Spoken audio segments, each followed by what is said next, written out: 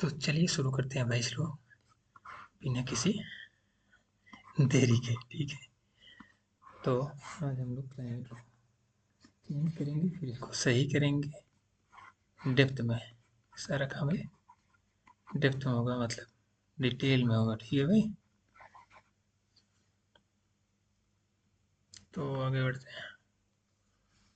तो colour change कर ले, रुको, white.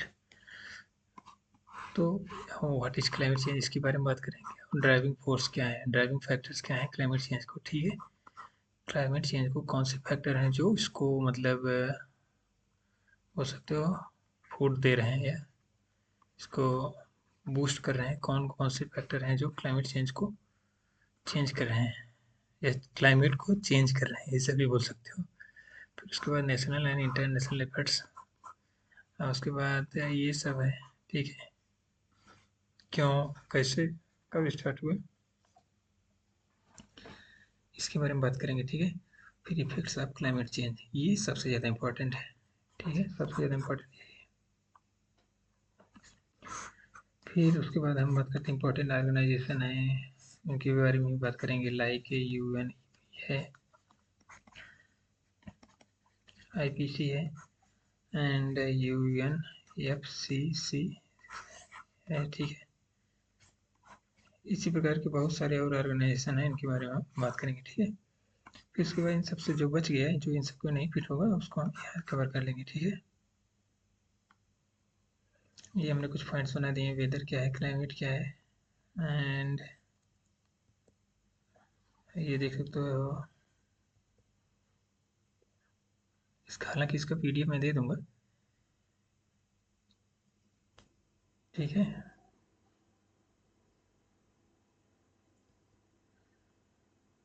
Evolution of climate change हो गया।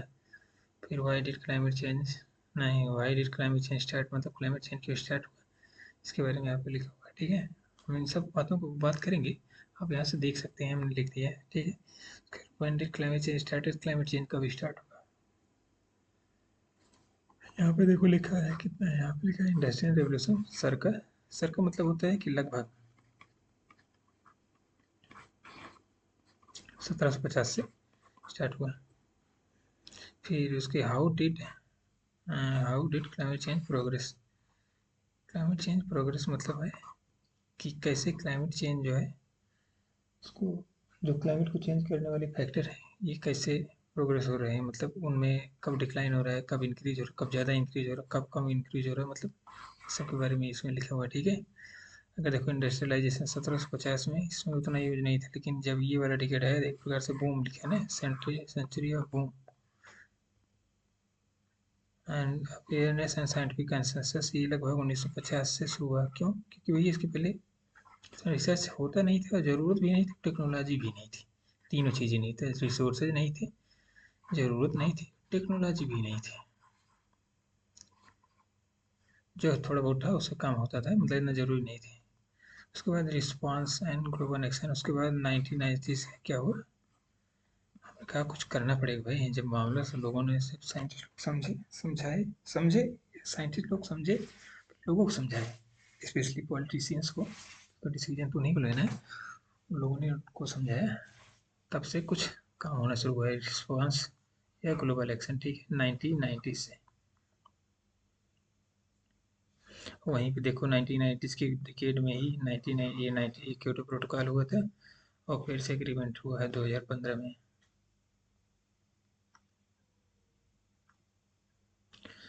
फिर इंटरनेशनल ऑर्गेनाइजेशन जो है, ऑर्गेनाइजेशन कई प्रकार के होते हैं। ठीक है, mitigation across various sectors from policy advocacy to scientific research and communication, no communicator नहीं, कम्युनिटी एक्शन। ठीक है, कम्युनिटी एक्शन मतलब लोकल लेवल पे, कम्युनिटी एक्शन का मतलब है लोकल लेवल पर, ग्राउंड लेवल पर जो लोग काम करते हैं। ठीक है, जैसे ट्राइब के साथ काम कर रहे हैं, जो मेन स्ट्रीम में नहीं है, उनके साथ जो मिलकर काम करते हैं, उनको बोलते हैं कम्युनिटी लेवल पर। ठीक है, हालांकि इसमें और भी चीज़ें आ सकती हैं, लेकिन फिलहाल इसका मतलब यहाँ पे यही समझो, आगे हम बात करेंगे। साइंटिफिक रिसर्च है, कुछ बॉडीज होती हैं या ऑर्गेनाइजेशन होते हैं जो रिसर्च करते हैं। ठीक है, वो बताते हैं कैसे हो रहा है, वो रिकमेंडेशन नहीं देते हैं कि ये करो वो करो, बस। कुछ होते हैं जो पॉलिसी मतलब रिसर्च के आधार पर पढ़ लिख कर कुछ लोग बताते हैं कि ऐसी पॉलिसी बनाओ तो क्या होगा, ये पॉलिसी बनाओ तो क्या होगा, ठीक है। तो हम ऑर्गेनाइजेशन की बात करें कौन कौन से हैं। यूनाइटेड नेशंस फ्रेमवर्क, इसके बारे में हम पढ़ेंगे। फिर इंटरनेशनल एनर्जी एजेंसी क्या है, फिर वर्ल्ड रिसोर्स इंस्टीट्यूट क्या है, इंटरनेशनल नहीं, inter governmental panel on climate change है। उसके बाद ग्रीन पीस क्या है, ग्रीन क्लाइमेट फंड क्या है, यूनाइटेड नेशन एनवायरनमेंट प्रोग्राम क्या है, क्लाइमेट एक्शन ट्रैकर क्या है, ये सब क्या है, ये सब बात करेंगे, ठीक है। तो चलिए शुरू करते हैं हैंडमेड कॉन्सेप्ट के अंतर्गत, ठीक है। तो क्लाइमेट चेंज को समझने से पहले हमें ये समझ लेना चाहिए कि क्लाइमेट क्या होता है, ठीक है। ये क्लाइमेट क्या होता है, लॉन्ग टर्म एवरेज होता है, ठीक है, ऑफ वेदर रिलेटेड फिनोमेना जो होता है, जो मतलब मौसम संबंधी जो घटनाएं होती हैं या जो फैक्टर्स होते हैं, जो मौसम संबंधी जो मौसम के जो विभिन्न एस्पेक्ट्स होते हैं, पहलू होते हैं, उन सब का जो एवरेज होता है, ठीक है, क्या होता है एवरेज, उसको हम निकालते हैं। एवरेज कितने साल का, लगभग बोल सकते हो 30 साल का हम एवरेज निकालते हैं। तो उससे जो डाटा आता है उससे पता चलता है कि किसी भी एरिया का ये क्लाइमेट है, ठीक है। कुछ समझ में नहीं आया होगा ना, क्या बोल रहे हो भाई। बोल सकते हो कहना कैसे, हम कहना ये चाह रहे हैं जैसे टेम्परेचर हो गया, प्रेसिपिटेशन हो गया, विंड हो गया, ठीक है, एंड चलो इतना ही लो। तो किसी एरिया का सपोज करो, भारत को हम लेते हैं, ठीक है, भारत में हम लेते हैं उत्तर प्रदेश की, ठीक है, उत्तर प्रदेश में लेते हैं लखनऊ की, ठीक है। तो बात करते हैं लखनऊ का, हो सकता है टेम्परेचर मिनिमम जाता हो 5 डिग्री, ठीक है, मैक्सिमम जाता हो 45 डिग्री, ठीक है। तो ये 5 डिग्री जो 45 डिग्री जा रहा है, टेम्परेचर कहाँ से आया भाई, क्योंकि एक रेंज है ना, 5 से इसके बीच में ही टेम्परेचर लखनऊ को वेरी करेगा। उसी पर प्रेसिपिटेशन बात करते हैं, हो सकता है यहाँ मान लो मिनिमम 50 सेंटीमीटर रेन हो और मैक्सिमम मान लो 100, मान लो 100 सेंटीमीटर। तो ये एक रेंज है। उसी प्रकार विंड है, विंड की स्पीड मान लो यहाँ से 5 किलोमीटर पर आवर से 50 किलोमीटर पर आवर मैक्सिमम जा रही है, इतना है। तो इससे क्या पता चलता है कि लखनऊ का जो है विंड ऐसी होगी, टेम्परेचर ऐसे होगा। तो इससे एक ओवरऑल आइडिया लगता है कि लखनऊ का क्लाइमेट कैसा होगा, ज़्यादा गर्म नहीं होगा, क्योंकि 45 जा रहा है तो गर्म भी होगा, भी गर्म भी होगा, ज़्यादा ठंडी नहीं होगी, मतलब बहुत ज़्यादा कूल नहीं होगा, क्योंकि जैसे रसिया में होता है या बोल सकते हो आर्कटिक सर्कल के आसपास जो कंट्रीज हैं, जैसी ठंडी वहाँ पे पड़ती है ऐसा नहीं होगा, ठीक है। और गर्मी भी वैसी नहीं होगी जैसा साउथ इंडिया में होती है। तो लखनऊ में थोड़ा हम बोल सकते हो कि मॉडरेट होगा टेम्परेचर, रेनफॉल भी बहुत ज़्यादा नहीं हो रहा है। तो आगे देखते हैं, हम दूसरा पेज चेंज करते हैं। तो क्लाइमेट क्या हुआ, जो टेम्परेचर है, प्रेसिपिटेशन है, विंड है, ठीक है, इन सबका एवरेज हम 3 साल, कितने साल, 3 साल नहीं 30 साल या 3 डिकेड से जो एवरेज हम निकालते हैं, तो जो डाटा निकल कर आता है उससे हमें पता चलता है कि उस एरिया का, किसी भी एरिया का, अपने घर का ले लीजिए, अपने ज़िले का ले लीजिए, अपने गांव का ले लीजिए, उससे पता चलता है कि उस एरिया का क्लाइमेट ऐसा है। हालांकि क्लाइमेट जो है वो काफ़ी बड़ा एरिया का लिया जाता है, क्योंकि छोटे एरिया का लेने का मतलब ही नहीं कोई, ठीक है। उसको बोल सकते हो माइक्रो क्लाइमेट होता है, लेकिन फिलहाल यहाँ पे हम बिग बिग एरिया कवर करते हैं, ठीक है, क्लाइमेट कैसा है। तो क्लाइमेट तो हो गया, हमने समझा दिया कि 30 साल जब हम इन सब पैरामीटर्स को मेजर करते हैं, फिर उनका एवरेज लेते हैं, तो जो डाटा निकल के आता है उसके आधार पर हम बताते हैं कि किसी एरिया का क्लाइमेट ऐसा है, ठीक है। तो हम क्लाइमेट चेंज क्या होता है भाई, ये क्या है तब, क्लाइमेट जो वही फिक्स एवरेज है वही चेंज हो रहा है, तो उसी को हम बोल देते हैं कि क्लाइमेट चेंज हो रहा है, ठीक है।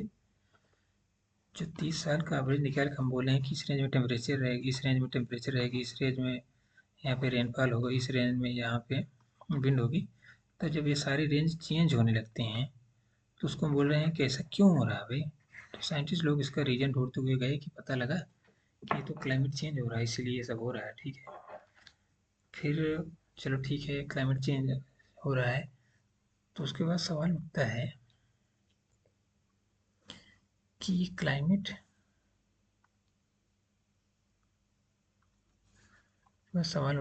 क्लाइमेट चेंज क्यों हो रहा है भाई, क्या हो रहा है तो कैसे हो रहा है।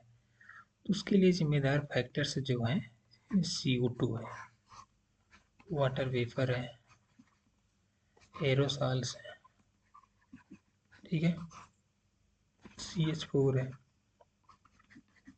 N2O है, एंड मेरी मोर गैसेज हैं, ठीक है, लाइक ये सब 6 है। इसी प्रकार के बहुत सारे गैसें हैं। ये सब क्या है करती हैं, हम बोल सकते हो, ये सब जो गैसेज हैं, हमने ऊपर जो लिखा है ना, CO2 है, एरोसॉल्स है, तो गैस नहीं है, पार्टिकल होते हैं, वाटर है, CH4 है। सो ये सब लोग जो है हीट को, कहाँ है, हीट को एब्जॉर्ब करते हैं, ठीक है। जो धरती से जो रेडिएशन रिटर्न होती है ना, इनकमिंग रेडिएशन, आउटगोइंग रेडिएशन, जिसको टेरेस्ट्रियल रेडिएशन कहते हैं, जो भी रेडिएशन हो जाती है, तो ये लोग ऊपर से इसको बाहर नहीं जाने देते, और ये सारी जो गैसेज हैं इसको कवर किया है। इससे क्या होता है, अर्थ का एक मिनिमम टेम्परेचर मेंटेन है 16 डिग्री। पूरी अर्थ का, पूरी पृथ्वी का जो एटमॉस्फेयर है, उसका एवरेज टेम्परेचर लेंगे तो 16 डिग्री होता है, ठीक है।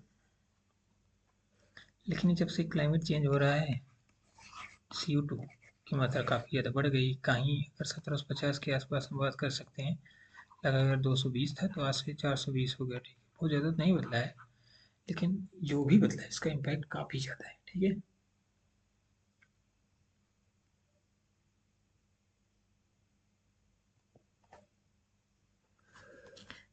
तो क्लाइमेट चेंज में हम बात कर रहे थे, कारण क्या है, ठीक है,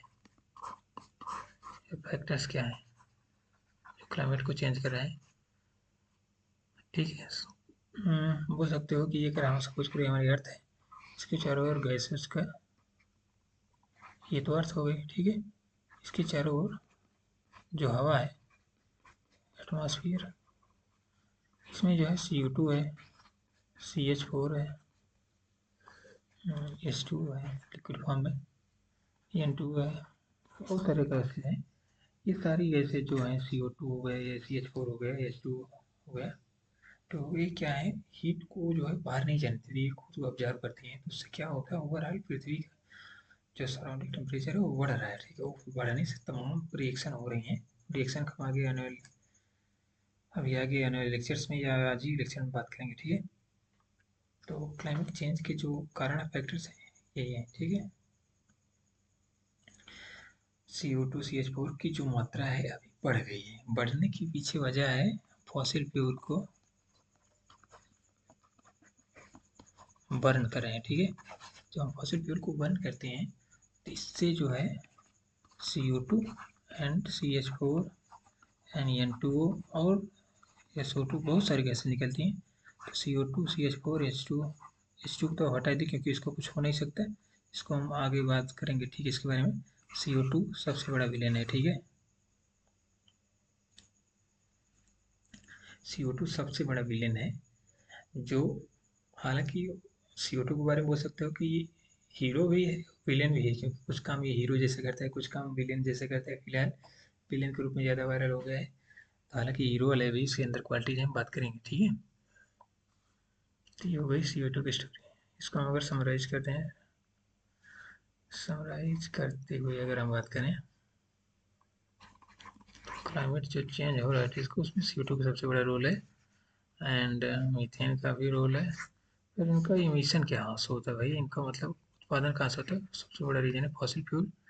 इसके बाद डिफॉरेस्टेशन, लैंड यूज चेंज हो गया, ठीक है। फॉसिल फ्यूल है मतलब फॉसिल जो कोयला है, या गैसेज होती हैं, जो फॉसिल गैसेज होती हैं, जो ज़मीन से निकाल के जलाई जाती हैं। उसके बाद डिफॉरेस्टेशन है, फॉरेस्ट को आप अगर बर्न कर रहे हैं, उसको काट रहे हैं, तो एक तो हो गया कि आप उस फॉरेस्ट में अंदर जो पेड़ पौधे हैं वहाँ से आप कार्बन डाइऑक्साइड को रिमूव कर रहे हैं, फर्स्ट। दूसरा है जो इन्वायरमेंट में कार्बन डाइऑक्साइड पेड़ पौधे ऑब्जर्व करते हैं, आप उसको भी ऑप्शन बंद ही कर दे रहे हैं। और और दूसरा होता है लैंड यूज चेंज से। लैंड यूज चेंज से जैसे सपोज करो कहीं पे पहले फॉरेस्ट है, वहाँ पे आप हाउस बना रहे हैं, इंफ्रास्ट्रक्चर सेटअप कर रहे हैं, इंडस्ट्री सेटअप कर रहे हैं, तो वहाँ पे लैंड पहले यूट्यूब को ऑब्जर्व करने का काम करती थी। अब हमने वहाँ पे इंडस्ट्री सेटअप कर दी, कुछ भी लगा दिया, इंफ्रास्ट्रक्चर बना दिया, पुल बना रहे हैं, उससे क्या हुआ कि वहाँ पे अब CO2 का एब्जॉर्प्शन नहीं हो रहा, लैंड चेंज होने से क्या हो रहा है, CO2 का एमिशन हो रहा है। इस प्रकार हम बोल सकते हैं तमाम तरीके से CO2 जो है एटमॉस्फेयर में आ रही है। ठीक है,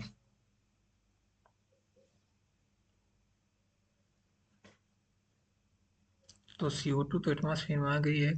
लेकिन हम बात करते हैं, अगर हम एक दूसरा पॉइंट हम चर्चा करते हैं, CO2 के कब से आ रही है। ठीक है, कब से आ रही है, टाइमलाइन की बात करें तो जब से मानव ने, अगर हम बात करें इंडस वैली सिविलाइजेशन में, इंडस वैली सिविलाइजेशन में, ठीक है, इंडस वैली सिविलाइजेशन, अगर हम यहाँ 2350 से माना जाता है, इंडस वैली मैच्योर में थी, और आज चल रहा है 2024। ठीक है, तो क्या यहाँ पे भी क्लाइमेट चेंज जैसी कोई चीज़ थी? हाल यहाँ कोई क्लाइमेट चेंज नहीं था भाई, 2020 ही है। ठीक है, तो 2000 नहीं, 2350 BC से लगभग एक आ गया। ठीक है, एक BC या एक AD। ठीक है, तो 2350 साल ये हो गए, और यहाँ के लगभग 2000 साल, तो बोल सकते हो कि 4350 या लगभग लगभग बोल सकते हो कि 4500 साल। ठीक है, मानो जो है पृथ्वी पर एक एज ए सिविलाइजेशन रूप में रह रहा है। तो उस फॉसिल फ्यूल बर्न हमने कब सबसे ज़्यादा शुरू किया? फॉसिल फ्यूल हमने बर्न शुरू किया लगभग है यहाँ पे आके, हम टाइम लाइन में यहाँ पे आते हैं लगभग 1700 या 1750 या 1800। तो क्वेश्चन आती है कितनी डेट क्यों लिख रहे हो भाई? मैं इतनी डेट इसलिए लिख रहा हूँ क्योंकि कुछ लोग मानते हैं कि 1700 में इंडस्ट्रियल, 1700 से इंडस्ट्रियल रिवॉल्यूशन शुरू हुआ, कुछ लोग कहते हैं 1750 से, कोई बोलता है 1800। तो हम लोग एवरेज ले लेते हैं 1750। ठीक है, अगर हम कोई पूछे कि ऐसा क्यों है भाई, कुछ लोग 1700 क्यों, कुछ 1750 क्यों, 1800 क्यों, उसके पीछे रीजन है, क्योंकि आप इतिहास पिन पॉइंट नहीं कर सकते ना कि कब से इंडस्ट्रियल रेवोल्यूशन शुरू हुआ। मान लो एक मशीन लगा दी है तो उससे सारे कार्बन डाइऑक्साइड निकल रहा है, पता लगे एक साल बाद दूसरी मशीन लगे, फिर वो 10 साल बाद कुछ नहीं लगा, फिर 10 साल बाद लगे। तो ऐसे एग्जैक्ट पिन पॉइंट नहीं करना है कि भाई इसी दिन से शुरू हो गया। सिंपल, जैसे अगर आपके पास कोई कपड़ा हो, तो कपड़ा जब फटना शुरू होता है आप पिन पॉइंट नहीं कर सकते कि कपड़ा 1 दिसंबर से फटना शुरू हुआ है भाई, या पुराना होना छोड़ो, पुराना नहीं बोल सकते हो, उसको बोल सकते हैं कि उसकी जो क्वालिटी है डिम होना शुरू हुई कब से, 1 दिसंबर फिक्स नहीं कर सकते आप किसी एक डेट को। सिर्फ पहले जो क्लाइमेट है आप इसको एक फिक्स नहीं कर सकते कि इसी दिन से शुरू हो गया, लेकिन उसका एक रेंज होता है। तो रेंज है 1750 से लेकर 1950 तक। ठीक है, 1950 में हमने जाना सुनना शुरू किया, तो हम रिकॉर्ड्स बनाए WMO के द्वारा। तो WMO जो रिकॉर्ड बनाया, उन्होंने जो डाटा अवेलेबल किया उससे पता चला कि मामला कुछ गड़बड़ हो रहा है। तो फिर 1990 से हमने कुछ ऑर्गेनाइजेशन भी बनाना शुरू किए। ठीक है, जो क्लाइमेट चेंज से ही रिलेटेड है। हालांकि ये कौन से ऑर्गेनाइजेशन है इनके बारे में हम बात करेंगे डिटेल में। अगर हम उसको बताना चाहें तो ये बोल सकते हो कि एक UNEP है, एंड एक है IBC, एक है UNFCC, एंड हाँ इतने ही हैं, और भी हैं लेकिन उनके बारे में बात करेंगे, मेजर मेजर यही हैं। ठीक है, तो हमने बात किया, क्या हमने बात कर ली, क्लाइमेट चेंज का क्या है। ठीक है, इसको हमने समझ लिया। फिर दूसरा इसके क्लाइमेट चेंज के कारण क्या है। ठीक है, इसको हमने समझ लिया, reason, what is climate change, इसको हमने इसको समझ लिया, रीजन समझ लिया। फिर उसके बाद है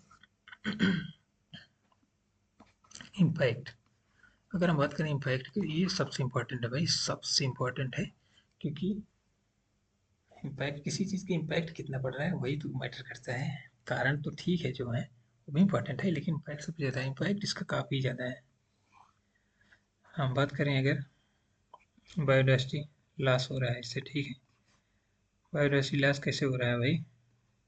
अगर कहीं पे फ्लड आ गई, ठीक है, समझ रहे हो, फ्लड आने का मतलब है कि वहाँ के जो लाइव स्टॉक हैं सब निपट जाते हैं, और भी तमाम जानवर जो है उनकी लगभग हैबिटेट जो डिस्ट्रक्शन होता है, तो मरेंगे ही भी हैं। जितने जानवर हैं, जो अगर फ्लड आ रही है तो मरेंगे ही भी नहीं, उनको मरना ही है। एंड बोल सकते हो, हाँ, दूसरा रीजन है इम्पैक्ट में ही,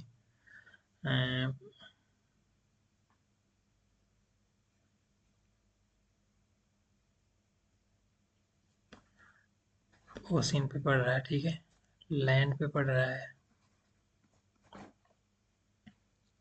ओशन से पड़ रहा है, उसके बाद लैंड पे पड़ रहा है। अब इन पर कैसे पड़ रहा है इसको हम एक्सप्लेन करेंगे। लैंड पे पड़ रहा है, ठीक है, ओमन पे पड़ रहा है, कोस्टल सिटीज पे पड़ रहा है, ठीक है, स्मॉल आइलैंड जो हैं उन पर पड़ रहा है, उनको तो लगभग डूबने के कगार पे आ गए हैं, वो तो डूबने के कगार पे आ गए हैं, ठीक है। इसके बाद हम बात करते हैं बायोडाइवर्सिटी लॉस में, ये भी काफ़ी जो है भाई, काफ़ी ज़्यादा इसका इम्पैक्ट है। उसके बाद करते हैं एग्रीकल्चर सेक्टर में, यहाँ पे लिखते हैं एग्रीकल्चर सेक्टर में जैसे क्रॉप है ना, क्रॉप को, कोई भी क्रॉप है या कोई भी एनिमल है, कोई भी चीज़ है धरती पे, वो ये खास particular temperature, pressure, wind, rainfall, एक पर्टिकुलर कंडीशन में ही वो सर्वाइव करती है या उसको मैक्सिमम मैक्सिमम प्रोडक्टिव होती है, ठीक है। तो उसी प्रकार जो एग्रीकल्चर सेक्टर है, इसको पेज थोड़ा चेंज करते हैं इनको। तो हम बात कर रहे थे एग्रीकल्चर की, ठीक है। एग्रीकल्चर में कई चीज़ें हैं, यहाँ पे हम लोग सब क्रॉप है, ठीक है, लाइव स्टॉक है। लाइव स्टॉक है मतलब जो वही जानवर हम पालते हैं भाई, भेड़ बकरी, गाय भैंस, एंड फिशरीज होती हैं, फिशरीज जो, ठीक है, मछलियाँ भी हम लोग पालते हैं। जो कोई भी क्रॉप है, क्रॉप सपोज करो व्हीट है, क्रॉप मतलब होता है फसल, ठीक है, कोई भी फसल है, तो एक खास टेम्परेचर पर भी उसमें जो है, बोल सकते हो अच्छी ग्रोथ होगी, उसमें अच्छी पैदावार होगी। लेकिन अगर ज़्यादा टेम्परेचर बढ़ गए तो हो सकता है उसकी, मतलब क्या नाम, उसमें अंदर जो पानी है प्लांट्स के अंदर कम हो जाएगा, तो उसका प्रॉपर ग्रोथ नहीं होगा, प्रॉपर ग्रोथ नहीं होगा तो प्रॉपर सीड का डेवलपमेंट नहीं होगा, सीड का डेवलपमेंट नहीं होगा तो घटिया क्वालिटी का, मतलब अच्छी क्वालिटी के सीड्स नहीं पैदा होंगे, अच्छी क्वालिटी के सीड नहीं पैदा होंगे, उसकी प्रोडक्टिविटी मतलब डाउन हो गई, ठीक है। प्रोडक्टिविटी डाउन होने का मतलब ओवरऑल प्रोडक्शन डाउन हो गया, तो फूड सिक्योरिटी का इशू हो सकता है, ठीक है। इसका काफ़ी ज़्यादा इम्पैक्ट पड़ता है। अभी देखो कुछ समय पहले ये इशू आया भी था, क्रॉप वाला, गेहूँ की प्रोडक्टिव पंजाब में कम हो गई थी, क्यों? क्योंकि हीट स्ट्रेस हो गया था। हीट स्ट्रेस मतलब गेहूँ को ज़्यादा उसमें लग गई थी, इसलिए उसकी प्रोडक्टिविटी घट गई थी। उसके बाद जानवर हैं जैसे, ठीक है, जो हमारे लाइव स्टॉक है, ठीक है, ये भी तो भाई जीव हैं, तो ये भी तो एक पर्टिकुलर टेम्परेचर में ही अच्छे तरीके से सर्वाइव करेंगे। इनके या मतलब दूध देंगे, दही देंगे, दूध देंगे, दही कहाँ देंगे भाई, जो दूध देंगे, ठीक है, या इनके जो बच्चे होते हैं वो सर्वाइव कर पाएंगे। अगर बहुत ज़्यादा गर्मी है तो हो सकता है इनके बच्चे सर्वाइव ही ना करें, ठीक है। तो अगर बच्चे सर्वाइव नहीं कर रहे हैं तो इसका इम्पैक्ट किस पे पड़ रहा है भाई, जो किसान उसको पाला है उसके इम्पैक्ट पड़ रहा है ना, क्योंकि उसके लाइवलीहुड की इशू आ रहा है, क्योंकि उसके पास पैसे नहीं तो उसकी लिविंग स्टैंडर्ड घट जाएगा।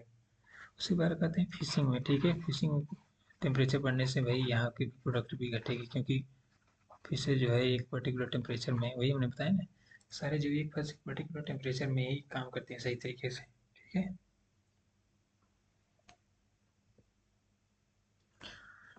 उसके बाद हम बात करते हैं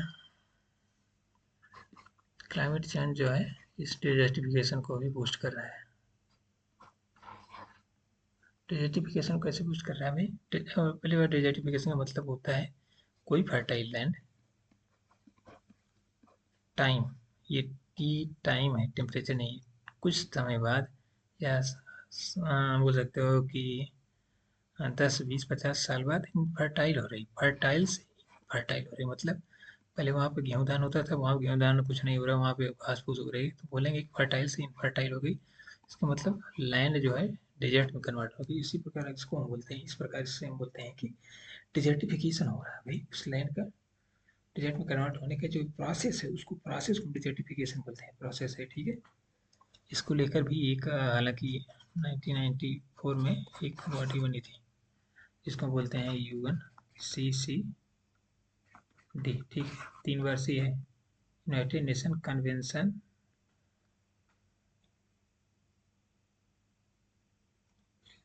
United nation convention to combat desertification, ठीक है, इसके बारे में बात करेंगे, ठीक है, स्पेलिंग याद नहीं आ रहा है, ठीक है।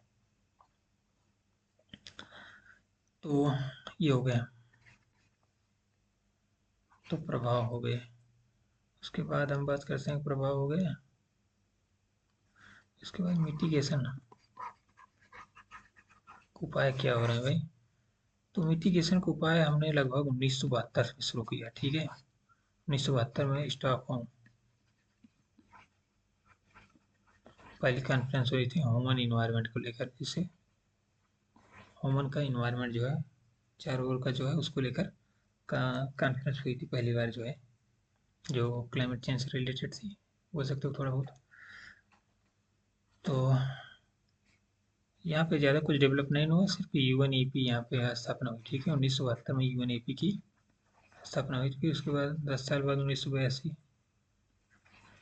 कुछ ज़्यादा नहीं हुई, फिर लेकिन 1992 ये कॉन्फ्रेंस हुई थी लगभग यहाँ पे रियो दे जेनेरियो, मतलब ब्राज़ील में है एक देश, ब्राज़ील एक देश है, उसके अंदर सिटी है, ठीक है। यहाँ यहाँ पर जो है हमने 3-4 प्रतिज्ञा ली थी। बोल सकते हो कि एक बना था यूएन एफ सी बना था यहीं पे, फिर उसके बाद यूएन सीबीडी बना था, फिर उसके अंदर यूएन सी सी डी बी ये भी बना था, ठीक है। एंड हाँ, इतना ही बोल सकते हो, इतना ही बना था। तो जो यूएन एफ सी है, हालांकि बीच में एक आईपीसीसी भी बना था भाई, लगभग बोल सकते हो 1988 के आसपास ये भी बना था। ये मैं जो जो जानकारी अभी तक देता है हूँ, ये जानकारी डिटेल, और इसके आगे हम आने वाले लेक्चर में काफ़ी डिटेल और डिटेल में इसको पढ़ेंगे, ठीक है। फिलहाल एक मैं जनरल ओवरव्यू दे रहा हूँ, ठीक है। तो यूएनएससी से 1994 में फोर्स आया, तो 1994 से फोर्स में आया। इसकी जो सदस्य देश हैं उनको हम बोलते हैं कॉप, ठीक है, conference of parties, her member को कॉप बोलते हैं। हाँ, हर मेंबर कॉप नहीं, हर मेंबर को पार्टी बोलते हैं, और इसको कॉन्फ्रेंस ऑफ पार्टीज बोलते हैं, ठीक है। तो एक काप होती है हर समय, हर समय नहीं, हर साल होती है, ठीक है। तो 1994 हो गया, फिर 1995 हो गया, कुछ नहीं हुआ, 1996 हो गया, कुछ नहीं हुआ, फिर 1997 यहाँ पे एक टर्निंग पॉइंट है भाई। यहाँ पे क्योटो प्रोटोकॉल, क्योटो की स्पेलिंग क्या होगी भाई, क्योटो, ठीक है, ये नहीं, ये है क्योटो की स्पेलिंग। तो क्योटो प्रोटोकॉल शुरुआत की गई, ठीक है। इसमें बोला गया है कि इसमें इसको हम डिटेल पढ़ेंगे, लेकिन फिलहाल इसको जान लो कि इसमें नेक्स्ट में डिवाइड किए गए, मतलब कुछ कंट्री हैं जिनको फॉसिल फ्यूल रिडक्शन करना है, मतलब उनको कार्बन डाइऑक्साइड एमिशन नहीं करना है इन्वायरमेंट में, ठीक है। और कुछ हैं जिनको कुछ नहीं करना था, बस उनको देखना था कि वो कर रहे हैं कि नहीं कर रहे हैं। और, कुछ लोग और बचे जो को कुछ नहीं करना था, कर रहे हैं कि नहीं कर रहे हैं, क्योंकि वो उतने करीब हैं। तो उनमें नेक्स्ट वन में कौन कंट्रीज थे जिनको कम करना था, यूएसए था, कनाडा था, ऐसे बोल सकते हो, जर्मनी था, जापान था, यूरोपियन यूनियन वाले थे, ऑस्ट्रेलिया था, रशिया था, इनको कम करना था, ठीक है। इनको एक खास परसेंटेज भी कम करना था, मतलब जैसे 1990 हो सकते हो, या 1990 में ही हुआ था, 1990 में अगर जितने मिशन कर सकते उसको कुछ परसेंट आप कम करेंगे, ठीक है, आने वाले 5-6 सालों में। तो क्योटो प्रोटोकॉल के में एक जो इसमें एक प्रोविजन था कि इतने लोग इसको साइन कर देंगे तब ये फोर्स में आएगा, तब ये फोर्स में आएगा, मतलब कि जब फोर्स में आ गए तो तब ये लोग रिडक्शन करना शुरू करेंगे, अगर फोर्स में नहीं है तो काहे का रिडक्शन, सब चल रहा है वैसे चलने दो। तो क्योटो प्रोटोकॉल को आगे रुको, पेज चेंज करते हैं। जो क्योटो प्रोटोकॉल 1997 में बना था भाई ने, तो इसको तो 1987 बना था, तो हो सकता है कि एक अगले साल तो आ जाना चाहिए था, लेकिन ये लागू होगा 2005 में, ठीक है, नहीं 2008 में, का 2012, 4 साल की लागू है। हालांकि यूएस इसको भी बाद में, मतलब हो सकता है कि यूएस इससे ही बाहर हो गए, मतलब वो मतलब कीटो प्रोटोकॉल का एग्रीमेंट तो किया था, मतलब साइन तो किया था, इसको रेटिफाई नहीं किया था। मतलब ही नहीं, कोई मतलब भाई को उसके ऊपर ये एग्रीमेंट जो हुआ था कीटो प्रोटोकॉल वाले, उसके ऊपर मतलब लागू ही नहीं हुआ, क्योंकि उसने अपने आप रेटिफाई नहीं की था। रेटिफाई नहीं करने का मतलब पार्लियामेंट से अप्रूव कराना, जिससे वो लॉ बन जाए। ठीक है, आपको इतना रिडक्शन करना ही होगा। तो यूएस से जब बाहर चला गया टॉप इमीटर, इस प्रकार बाहर चला गया, तो कोई मतलब ही नहीं उसका। भाई कनाडा भी चला गया धीरे धीरे, बोल सकते हो। तो ज़्यादा कुछ हुआ नहीं। ठीक है, क्योटो प्रोटोकॉल जो प्रोविजंस बनाया गया, तो ज़्यादा कुछ लागू हुए नहीं। ठीक है, उसके बाद 2012 से 2020 तक बोल सकते हो कि क्योटो प्रोटोकॉल का ही एक्सटेंशन सेकेंड वर्जन लाया गया। उसमें भी बोला कि हम ये करेंगे, कुछ किए हुए है ही नहीं। और इसी बीच 2015 में पेरिस एग्रीमेंट का समझौता हो गया है। ठीक है, पेरिस एग्रीमेंट का समझौता हो गया। अब सब लोग बोल रहे हैं कि